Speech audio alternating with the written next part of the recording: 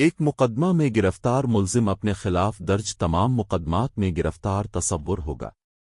मुख्तलिफ फौजदारी मुकदमात में मुल्जिम की गिरफ्तारी के अमल को रोकने के लिए एक के बाद एक जमानत पर रहा होने के बाद तमाम मुतल्लिका अफराद को दर्ज झैल हिदायत जारी की जाती है।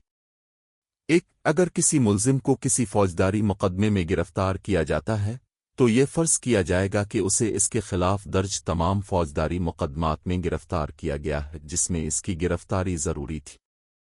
2. अगर मुल्जिम की गिरफ्तारी उसके खिलाफ पहले से दर्ज किसी मामले में ज़रूरी थी लेकिन किसी वजह से नहीं की जा सकी तो तफ्तीशी अफसर एरिया मजिस्ट्रेट अदालत को तहरीरी दरख्वास्त करने का पाबंद है।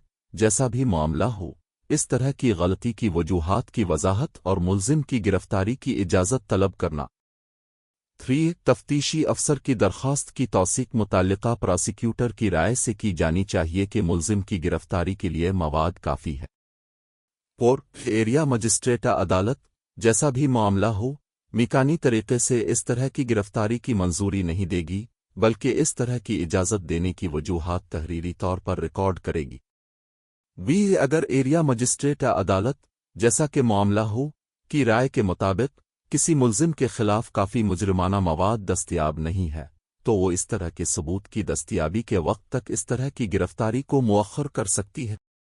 6. गिरफ्तारी की इस तरह की दरख्वास्त से निमटने के वक्त एरिया मजिस्ट्रेट अदालत जैसा भी मामला हो को सोगिरान बीबी केस 15 में सुप्रीम कोर्ट के पाबंद फरमान और इस्लामी जमहूरिया पाकिस्तान 1973 के आइन के आर्टिकल 10A में दर्ज मुनसिफाना मुकदमे की समाअत और मुनासिब अमल के हक़ को ज़हन में रखना चाहिए।